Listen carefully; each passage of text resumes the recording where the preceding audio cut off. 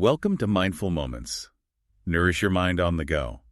This audio uses AI narration to present our original book analysis. Interesting concept. We're going to be diving into Reza Aslan's Zealot, The Life and Times of Jesus of Nazareth. Oh, Have you heard of this one? I have. It's a pretty popular book. It's pretty well known. Yeah, it's known for shaking things up a little bit. It does. It does. It takes that historical lens and looks at Jesus, especially within the political and social climate of first century Palestine. Which is interesting. Really interesting. You ready to maybe uncover a side of Jesus you haven't really thought about before? Absolutely. I mean, what's so captivating about this book is how Aslan, he kind of goes beyond just the religious doctrines. Right. And looks at the Gospels and treats them almost as products of their time. That's so interesting. He argues they're meant to convey truth, but not necessarily strict historical fact. I see.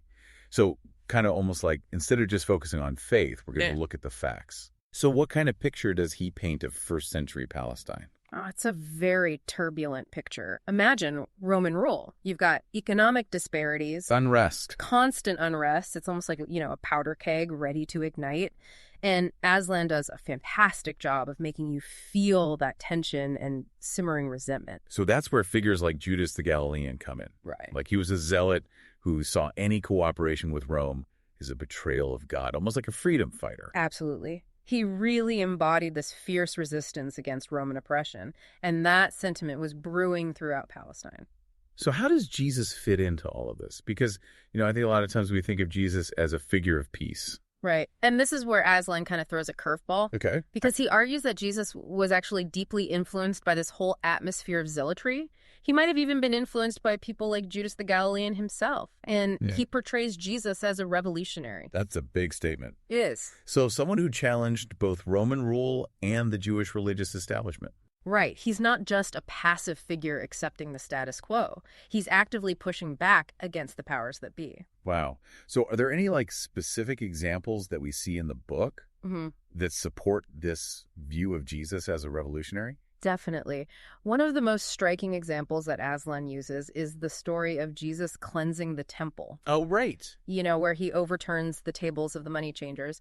Most people see this as just a symbolic act, but Aslan interprets it as a direct attack on the temple's authority and its exploitation of the poor. Okay. So instead of being just this religious act, it's a political statement. Exactly. It's Jesus taking a stand against the corrupt power structures of his time. So that definitely challenges the traditional image of Jesus a little bit. It does. And Aslan takes it even further. Okay. He suggests that Jesus' message about the kingdom of God wasn't just about spiritual salvation in the afterlife. I see. He actually connects it to this idea of a radical social and political transformation, like a new world order here and now. So we're not just talking about heaven. We're talking about changing things on earth. Right. It's about creating a just and equitable society here on earth. Now, that's a very different way of looking at Jesus' teachings. So are we talking about a kingdom that's going to be established by force? Like, was Jesus advocating for violence? That's where things get really interesting. Okay. Because Aslan doesn't shy away from the possibility that establishing this kingdom of God, in Jesus' view, might have required some sort of forceful action, maybe even violence. Wow. This is obviously a very controversial interpretation. Sure. But he does back it up. He draws on the historical context and even some passages from the Gospels themselves to kind of support this interpretation. So Aslan is painting a very different picture of Jesus here. He is. And he's really challenging us to kind of reconsider our preconceptions and grapple with the historical realities that shaped Jesus's life and teachings. It's a pretty bold reinterpretation. Oh, yeah. And it really makes you think about Jesus and his message in a whole new light. It does. Because we have to remember that Jesus wasn't operating in a vacuum. He was a product of his time.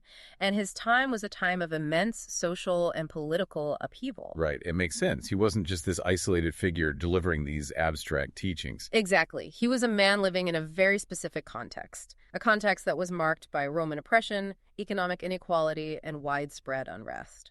And Aslan argues that this context deeply shaped his message and his actions. Absolutely. And that understanding is key to understanding the real Jesus. Okay, so we've got this picture of Jesus as a potential revolutionary, someone who's not afraid to challenge the status quo. Right. A man who's willing to stand up for what he believes in, even if it means risking everything. So where do we go from here? Well, I think the next step is to look at how this understanding of Jesus as a potential revolutionary plays out in the most pivotal moment of his life. You're talking about his trial and execution. Exactly. Because that's the climax of the story. And it's where Aslan's argument really comes into sharp focus. I'm ready to dive into that. Let's take a quick break, and then we'll come back and explore that part of the story. Sounds good.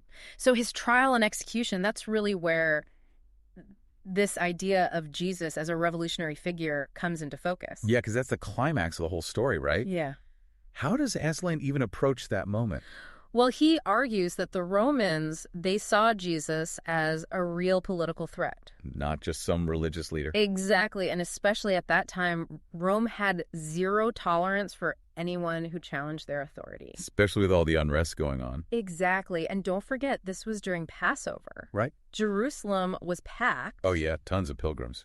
So you can imagine how on edge everyone was. Oh, absolutely. And crucifixion, it wasn't just any punishment. Yeah. It was reserved for rebels and insurgents. It was a statement. A brutal public spectacle. Wow. So basically, Aslan's saying that Jesus' execution wasn't about blasphemy. It was about silencing a political threat. Which is a pretty powerful statement. It is, and it aligns with this whole idea of Jesus as a zealot. Challenging the power structures. Right, but doesn't that kind of contradict the image of Jesus as a pacifist? The one who willingly sacrificed himself. Yeah, so Aslan tackles that head on. Okay. He acknowledges that traditional view, but suggests that Jesus might have embraced the idea that violence might be necessary. To establish God's kingdom. Exactly. He uses historical context and even certain passages from the Gospels to support this.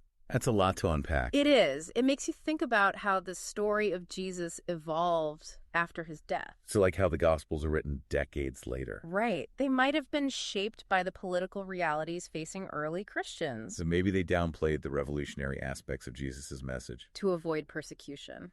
That makes sense. Aslan suggests they shifted the focus toward Jesus' spiritual teachings. To make it more universal. Less entangled in the politics of the time. Wow. That's a really interesting point. Yeah. It makes you wonder how much of what we know about Jesus is based on historical fact versus interpretation. It does. It raises some fascinating questions about historical narratives. And how they change. How they're shaped over time. Right. It's like Aslan's book is encouraging us to look beyond the surface. To consider the forces that might have influenced how the story was told. And retold throughout history. And it really makes you think history isn't just like a set of facts. It's a story. Yeah, a story we tell. And it changes. Yeah, all sorts of influences shaping it. But why should we care about a revolutionary Jesus from 2,000 years ago? That's what makes this book so cool. What do you mean? It's not just ancient history. Okay. It's about narratives, how they're used. So like different groups throughout history. Exactly. Using their interpretations of Jesus to justify their actions. Whether it's fighting for social justice or sadly even resorting to violence. It's almost like Aslan saying, don't just accept what you've been told. Dig deeper. Look for those complexities and contradictions. Especially with someone as influential as Jesus. It's essential. We have to think critically. It's a challenge to examine our own beliefs and assumptions. Religious, historical. Both. This has been so eye-opening. It has. It makes you want to go back and read the Gospels. With a fresh perspective. See if I can spot those layers of meaning Aslan's talking about. That's the best takeaway you could have. That's great. His book is a starting point for deeper exploration. To wrestle with those big questions. History, faith, the power of narratives. Well, if you're ready to challenge your perspectives on Jesus, I highly recommend picking up a copy of Zealot. You can find it at the link in our show notes. And while you're there, don't forget to subscribe to Mindful Moments. For more deep dives like this one. It's a book that'll stick with you. Makes you question. Explore and see the world in a whole new light.